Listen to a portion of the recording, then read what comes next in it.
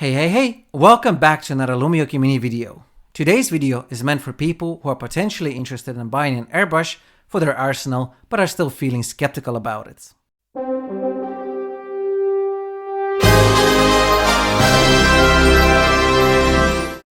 I've painted for nearly 20 years using only normal brushes. I've also only bought Citadel acrylic paints throughout that time. I've been extremely set in my ways for pretty much my entire hobby life. That's why, when I realized that I need to get an airbrush because I want to start doing commission painting as a job, I felt very awkward.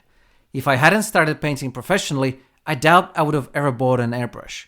But boy am I happy that I did, and I feel bad for the Anton not using airbrushes for 20 years. And please do note that just because I bought it for commission purposes doesn't mean that you can't buy it for hobby purposes. I would have loved to have an airbrush just for my hobby as well. I watched all the YouTube videos I could find on the topic and asked for opinions from my fellow hobbyists online, and they were a huge help in making the decision to buy an airbrush and which one to buy. But as I said, I wouldn't have bought one if not for moving into commission painting. The existing videos just didn't answer my concerns. I think that a person who has only recently gotten into the world of airbrushing and felt very uncertain about it could give some valuable insight into why they are awesome. Perhaps that person can be me. I'll at least give it a good try. As you might have deduced by now, I'm no longer skeptical about airbrushes. While I imagined that the only benefit would be that I'd undercoat my miniatures a bit more comfortably and perhaps save some time, the reality is that my painting results are way better nowadays and I can do things I could never do before. So let's see if I can ease your mind into getting an airbrush. Don't forget that this is all my opinion and you should consult other videos and more experienced airbrushes for real advice when it comes to what to buy and how to do it. I'll talk about the 3 biggest nagging thoughts that held me back from buying an airbrush and why I now realize they were pointless. Note that there is one real thing that can and should hold you back from buying an airbrush, and it's the expense. There's no way around it that if you want to buy good gear, it'll cost you way more than anything else you need for the hobby. So, the video is for those who do have the budget for airbrushes. I'll talk about my thoughts on cheap kits later in this video. Nagging doubt number 1. Why should I get an airbrush? I'm fine with just my paints and brushes. Yes, it's true that a miniature can be painted 100% with just ordinary brushes. However, airbrushes bring so many additional options. I think we've all heard people hype up undercoating miniatures with airbrushes inside. Yes, it's incredibly convenient, and you can buy a rather cheap set just for that. However, I don't think that merely undercoating miniatures inside is exciting enough for people who are not sure if airbrushes are for them or not. Airbrushing does require some getting used to it, but I personally was surprised how well I could use the airbrush from the get-go. So, I've been using my airbrush to paint in the larger parts of the miniatures, such as tops and bottoms, weapons, cloaks, etc. You can also learn to paint Zenithal-style highlights on the miniatures rather easily, and it's really convenient to easily paint smooth-looking transitions from one color to another, which is excellent, for example, for OSL effects on the miniatures. And when it comes to much larger surfaces, such as the Kings of War dioramas, and larger models that I've been doing, it feels great to save an insane amount of time. No more brushing on paint for tens of minutes when you can get it done in 1 minute with the airbrush. Another thing that I greatly enjoy about applying paint with an airbrush is how smoothly you can apply the paint, even if you're painting a traditionally tricky color, such as yellow. All of this means that you can make the most time-costly and frustrating parts of your miniature painting go much faster and smoother, and your model will look most likely better for it as well. Therefore, my conclusion is that an airbrush definitely has its place in your arsenal, even though you can get everything done with just a brush. It's costly, but it's a nice addition, much like a chainsaw is better than an ordinary saw, a drill is better than using manual tools, and a car is more handy and versatile than just a bike. Nagging doubt number 2. It's going to be expensive and I'll need to get a huge amount of new paints and tools.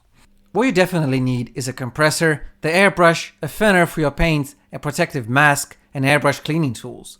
I also strongly recommend a special spray booth that sucks up the airbrush paint dust and fumes out of your room, since it helps with the cleanliness of your workspace and it's safer for your health as well, since the dust and the fumes are not the best for you. And of course, when it comes to price, good quality products are better, which of course is obvious. But you can also get cheaper stuff. A cheap airbrush feels, however, uncomfortable to use, isn't as precise or durable, and can clog up easily. They're alright for undercoating a few miniatures here or there, but you're not going to get a very pleasant airbrushing experience with inferior tools. I love my Iwata Eclipse airbrush that cost me 140 euros. It feels great to use, doesn't clog as long as I clean it well, and is excellent for both precise work and undercoating. However, it's my second airbrush. The first one constantly clogged, and I couldn't even go through undercoating a few miniatures without some kind of a problem appearing. And that nearly soured my whole opinion on airbrushes. So, getting a quality airbrush is important if you want to get the real benefits of them without tearing your hair out. Anyway, my point is that once you've gotten the expensive stuff out of the way, stuff that with proper care should last for years and years, the rest of the equipment is rather cheap.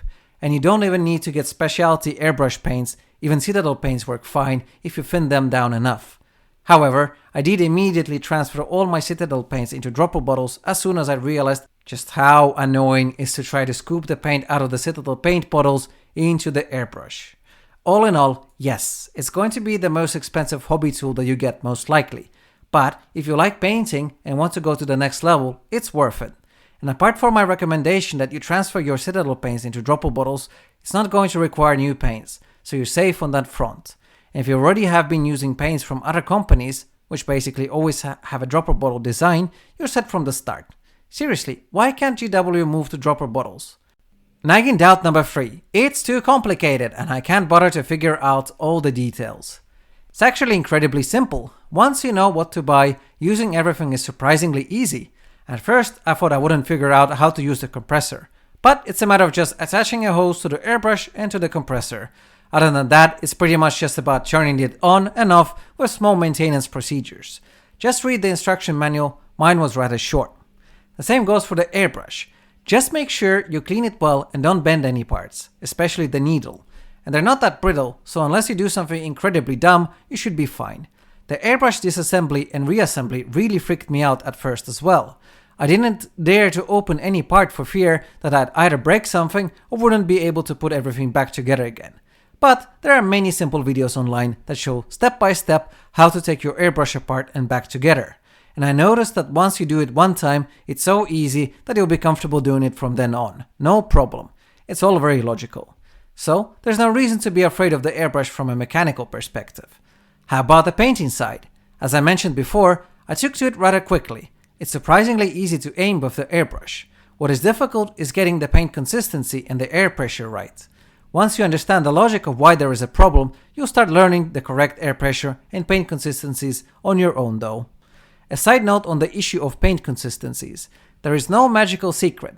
Everyone who does it right has learned through practice and trying things out for themselves. There's no shame in doing it wrong at first, and you don't need to be afraid for your airbrush if you do it wrong for a while. Just don't try to add paint to your Golden Demon miniature before you get it right. As for how do you know when it's right? You'll know the pressure and paint consistency is correct when it's easy to control where the paint goes, there are no paint splotches, and the paint is smooth. For me at least, those 3 things were the biggest reasons that held me back from buying an airbrush. And now, after using it for just several months, I like using airbrushes so much that I wanted to do a YouTube video about it. I know I haven't covered absolutely every question or worry you might have about airbrushes, so I'm happy to answer any questions that you have in the comments. And remember, I'm not an airbrush pro yet, but I've been using mine very actively. And I wanted to give a skeptical beginner's opinion on why it was definitely the right choice to get an airbrush. From here, either wait for a part 2 from me or go out and watch a myriad of videos that are good for people who have already bought an airbrush and now want to improve. Thank you for watching this video. For more videos, subscribe and keep watching this channel. I plan to actually add some painting videos soon enough. I've just been dreading it since I don't have a good setup for filming painting yet. Well, I'll see what I can do with the technological limitations. I definitely want to share advice and how I approach my style.